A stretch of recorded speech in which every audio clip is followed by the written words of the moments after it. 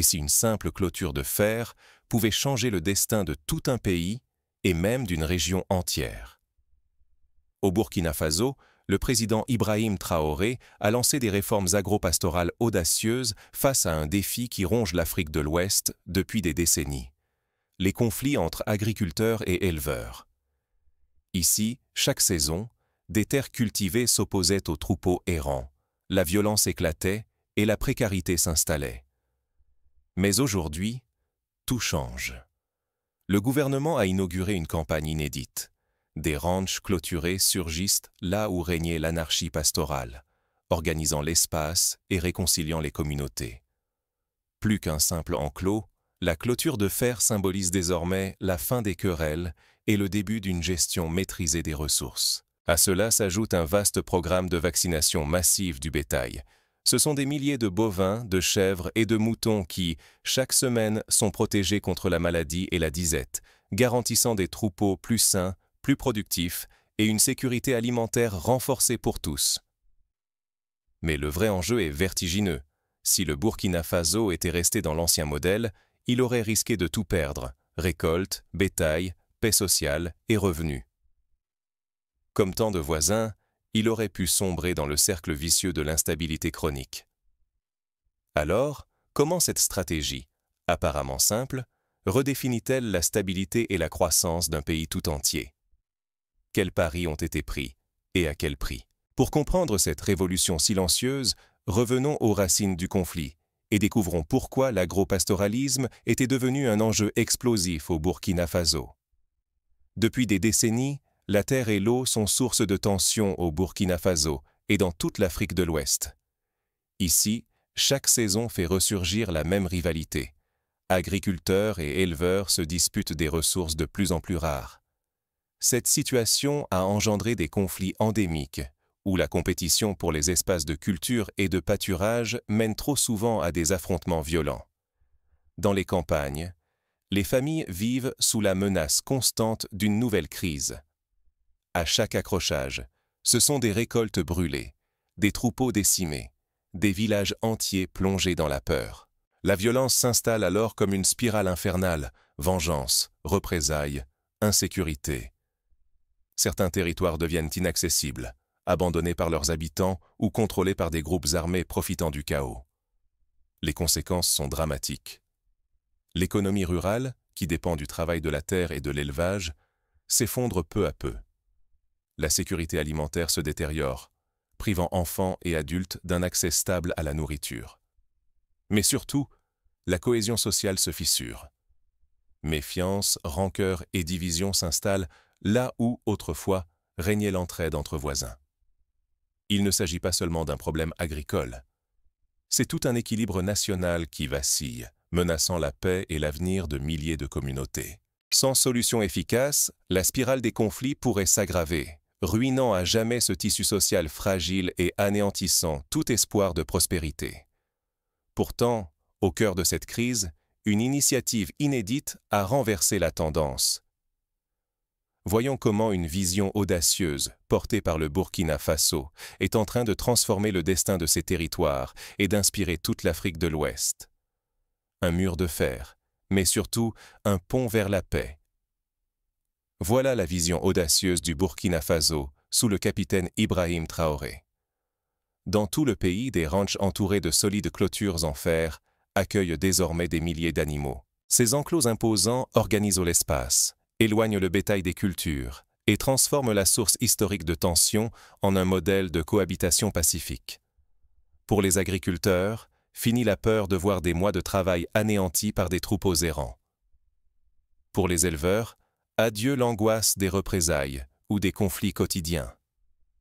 Le simple tracé d'une frontière physique redéfinit les règles du jeu. Chaque camp protège ses intérêts, la violence recule. Mais la révolution ne s'arrête pas là. L'environnement contrôlé de ces ranchs favorise une alimentation équilibrée, des soins vétérinaires réguliers et une gestion optimale de la reproduction. Les animaux grandissent au plus vite, restent en meilleure santé et offrent des produits de qualité supérieure. Pour aller plus loin, le gouvernement a lancé une campagne nationale de vaccination et de vermifugation, sous la supervision directe du ministre Ismaïl Sombi. Du bétail aux petits ruminants, aucun animal n'est laissé pour compte. Cette stratégie empêche la propagation des maladies, protège les revenus des familles et renforce la sécurité alimentaire. Un moindre échec aurait signifié la persistance des épidémies, la perte de milliers d'animaux et la poursuite des tensions entre communautés. Or, dans ce pays, la paix et la prospérité reposent sur la santé du cheptel et l'ordre instauré par ces nouvelles structures. Et déjà, partout sur le territoire, les résultats dépassent toutes les attentes. Le bétail prospère et tout le pays en profite. Mais comment mesurer cette révolution au quotidien? Sur l'ensemble du territoire burkinabé, les troupeaux affichent une transformation spectaculaire. Animaux plus robustes, mieux nourris, moins vulnérables aux maladies.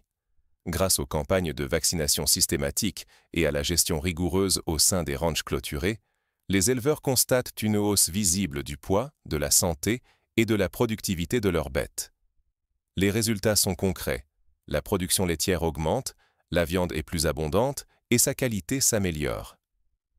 Les marchés locaux ne connaissent plus les pénuries chroniques. Les familles peuvent donc compter sur des approvisionnements fiables et même les régions voisines bénéficient de ces excédents.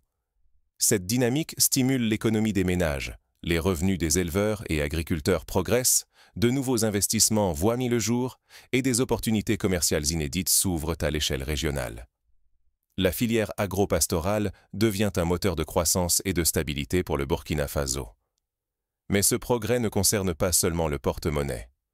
En limitant la propagation des maladies animales, notamment celles transmissibles à l'homme, la vaccination protège la santé publique. La sécurité alimentaire s'en trouve renforcée. Les populations sont moins exposées aux crises sanitaires. Pourtant, il suffit d'un relâchement ou d'un retour aux anciennes pratiques pour tout mettre en péril. Une gestion sanitaire défaillante pourrait ruiner la chaîne alimentaire et fragiliser l'économie nationale. La vigilance reste de mise, car la prospérité d'aujourd'hui dépend des choix de chaque jour. Mais au-delà des chiffres, c'est une nouvelle relation qui se tisse. Derrière ces progrès tangibles, un autre changement s'opère, plus profond. C'est une transformation des liens sociaux et du rapport à la terre, qui pourrait inspirer toute la région. Derrière chaque clôture, une promesse de confiance renouvelée. Ce n'est pas seulement du métal qui sépare les espaces, mais un nouveau lien de confiance entre l'État et ses citoyens. La présence active des ministres et des agents publics sur le terrain montre que le gouvernement n'agit plus à distance. Il écoute, il accompagne et il construit avec les communautés. Autrefois, chaque clôture marquait une frontière de conflit. Aujourd'hui, ces limites deviennent des espaces de coopération où agriculteurs et éleveurs dialoguent et œuvrent ensemble. Les vieilles rivalités laissent place à une organisation concertée où chacun retrouve sa place et sa dignité. Ce modèle burkinabé attire désormais l'attention des voisins comme le Mali, le Niger, le Nigeria ou encore le Ghana. Ces pays voient dans cette approche la possibilité de transformer leurs propres fractures rurales en zones de stabilité et de prospérité partagée. La clôture, loin d'être un simple obstacle, devient le symbole d'une organisation nouvelle et d'une paix durable. Elle protège, oui, mais elle responsabilise aussi chaque acteur et garantit un équilibre pour tous. Pourtant, le succès de cette transformation dépend d'une adhésion collective. Si la confiance et la coopération venaient à faiblir, si le leadership s'essoufflait, les anciennes divisions pourraient ressurgir, menaçant à nouveau la cohésion sociale et les acquis de cette réforme. Mais alors, quels enseignements tirer de cette expérience burkinabé? Et surtout, comment poursuivre cette dynamique pour demain? Le chemin a été tracé. Reste-t-il à suivre? Sous nos yeux, le Burkina Faso a osé transformer son paysage agro-pastoral en adoptant une stratégie sans précédent. Organiser l'élevage dans des ranchs clôturés et miser sur la santé du bétail. Cette audace n'a pas seulement mis fin à des décennies de conflits entre agriculteurs et éleveurs. Elle a posé les bases d'une paix nouvelle et d'une économie revitalisée. Mais ce modèle n'est pas réservé au seul Burkina Faso. Il s'agit d'une invitation à l'échelle de toute l'Afrique de l'Ouest, la preuve qu'un choix politique courageux peut garantir la sécurité alimentaire, stabiliser les revenus ruraux et renforcer la cohésion sociale. Que fera le reste de la région? Prendre exemple sur cette réforme, c'est offrir un avenir plus sûr à des millions de familles, renforcer l'autonomie alimentaire et sortir du cycle des pertes et de l'instabilité. À l'inverse, ignorer ce modèle, c'est risquer de laisser perdurer la spirale des conflits, de voir s'envoler les récoltes et de compromettre la paix de demain. Ce n'est pas une simple clôture qui a été posée, mais une frontière entre l'ancien et le nouveau, entre la crise et l'opportunité. Le choix appartient désormais à tous les pays de la région, suivre la voie tracée ou s'en détourner. Le destin de milliers